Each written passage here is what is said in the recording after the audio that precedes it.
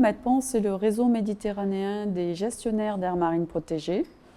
On a à ce jour près de 49 membres et ceci représente des membres qui gèrent près de 700 aires marines protégées dans l'ensemble du bassin méditerranéen. C'est un énorme enjeu car au jour d'aujourd'hui, la couverture des aires marines protégées représente seulement 8,8% de toutes les eaux méditerranéennes. Il y a fort à faire justement pour assurer la préservation des écosystèmes côtiers et marins.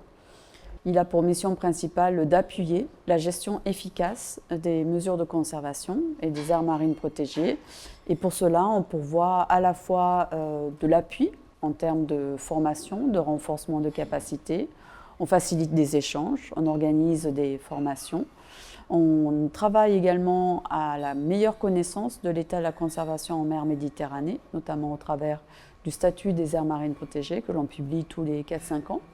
Et on fait un travail de plaidoyer justement sur les enjeux de conservation marine en Méditerranée, mais aussi au-delà, puisque notre réseau, bien qu'ancré en Méditerranée, travaille aussi avec d'autres réseaux, notamment en Afrique de l'Ouest et en Afrique de l'Est. Les pays se sont engagés à plusieurs niveaux, que ce soit au niveau international ou régional, à atteindre, on va dire, des objectifs ambitieux, notamment de protéger à hauteur de 30% les écosystèmes marins à l'échéance 2030. Et malheureusement, les chiffres montrent qu'on est loin.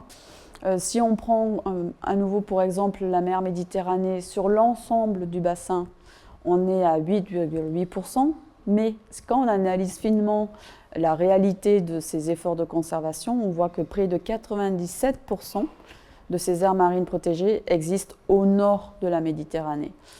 Au sud de la Méditerranée, ça représente à peine 0,19% des eaux des pays méditerranéens. Un gros travail a été fait grâce à la coopération européenne, des observatoires ont été mis en place et les analyses ont montré par exemple, si on regarde l'Afrique du Sud, l'Afrique australe, on est à près de 6% des eaux couvertes par des aires marines protégées.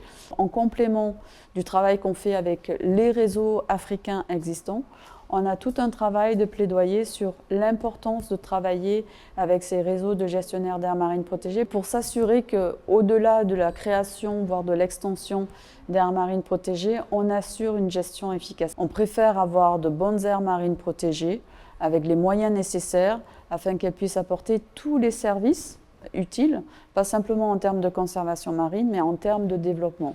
Une aire marine protégée, c'est un lieu en fait de gestion, un lieu de gouvernance locale.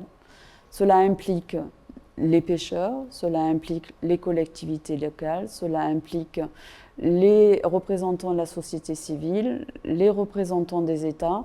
Donc c'est vraiment un lieu d'expérimentation d'une bonne gestion des écosystèmes côtiers et marins. Une des actions phares de ce pacte pour une Afrique bleue pourrait être de créer un réseau transcontinental d'aires marines protégées, d'acteurs de la conservation marine, puisqu'on a déjà ces réseaux existants en Méditerranée, en Afrique, et ils pourraient vraiment apporter leur soutien à la réalisation du pilier environnemental d'une Afrique bleue.